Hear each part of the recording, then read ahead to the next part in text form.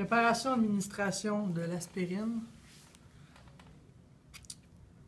Pour commencer, il faut regarder si le patient souffre d'une DTOCP, une douleur thoracique. Ça, c'est une douleur thoracique d'origine cardiaque. Il faut qu'il ait 35 ans et plus. S'il n'y a pas 35 ans et plus, c'est des antécédents d'MCAS et d'infarctus aigu du myocarde avec une élévation du segment ST. Il peut rentrer dans les critères d'inclusion à l'aspirine. Bon, maintenant, pour savoir si c'est une DTOCP, il faut que la douleur soit sous forme de serrement, de pression, d'étau, d'écrasement, d'étouffement, de point, d'ingestion proche du thorax, pas en bas. Puis, si c'est sous forme de...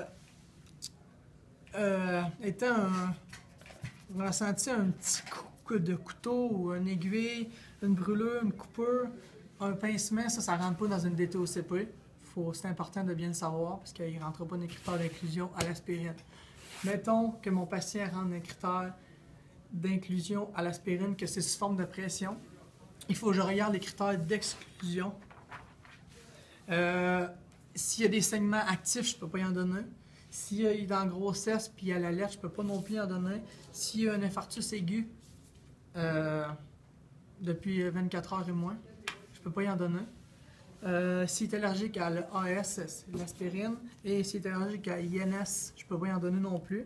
S'il y a une douleur d'origine traumatique, je ne peux pas y en donner non plus. Puis s'il y a une hémorragie digestive, 4 semaines et moins, je ne pourrais pas y en donner. Une hémorragie digestive, c'est du sang dans les selles, du sang dans le vomissement, du sang dans les urines. Puis ça rentre dans une hémorragie digestive. Il faut que ça soit en bas de 4 semaines. Il faut que ça soit supérieur à 4 semaines. Je vais y administrer l'aspirine 320 mg. Ça, je demande au patient de les mettre dans sa bouche et croquer. Je la déboucherai puis je lui donnerai pour la cause. Je le ferai pas parce que mon partenaire va la faire aussi. Je donnerai, il la croquerait, ce serait beau. Ça, je peux le donner avant le 12-2. Ça n'a pas d'importance. Après la douleur thoracique, je vais faire un 12-2. Il faut que je fasse un 12-2. Je vais présenter la nitro aussi en même temps sur la même vidéo. C'est deux techniques, mais en même temps, on va le faire. Je donne mon aspirine. Je fais le 12-2. Après mon 12-2, je peux donner le nitro. Le nitro, c'est les mêmes critères d'inclusion. Les mêmes critères d'inclusion que l'aspirine. Il faut qu'il soit d'une douleur DTOCP.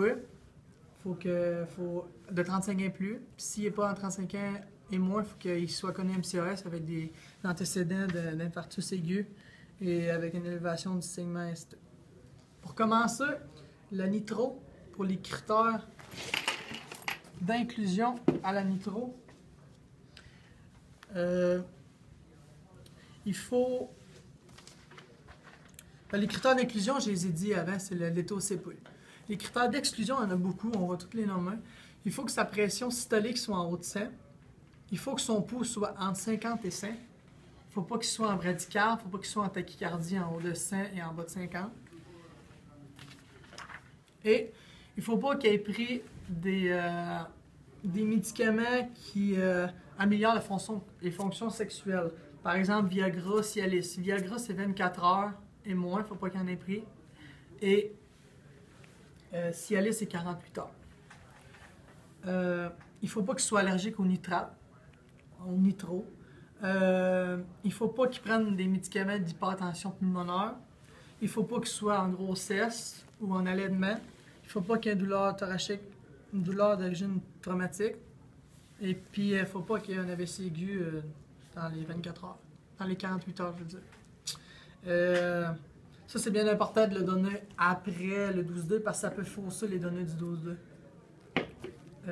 Il rentre dans les critères. Il n'y a pas de critères d'exclusion et tout est correct. Sa systole puis son pouls est correct. Fait que je lui demanderais d'y administrer le médicament. C'est bonne date, bon patient, bonne voix par la bouche, bonne heure quand je vais mettre mon marqueur code, puis bonne date. La date est conforme. Parfait. Je demanderais de lever sa langue, de le mettre en dessous de la langue et je donnerai un push. Et pour une deuxième dose, ça c'est aux 5 minutes. Ouais.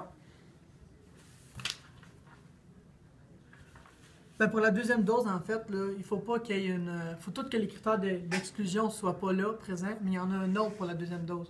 Il faut pas que.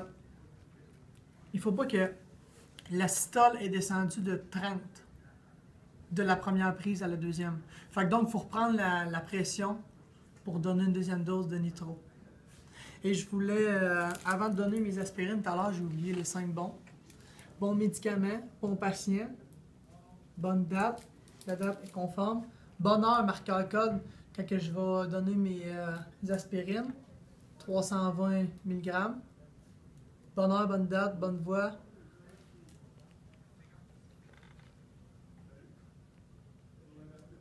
Bon patient, vu qu'il n'y avait pas de critère d'exclusion, fait que j'y donnerais.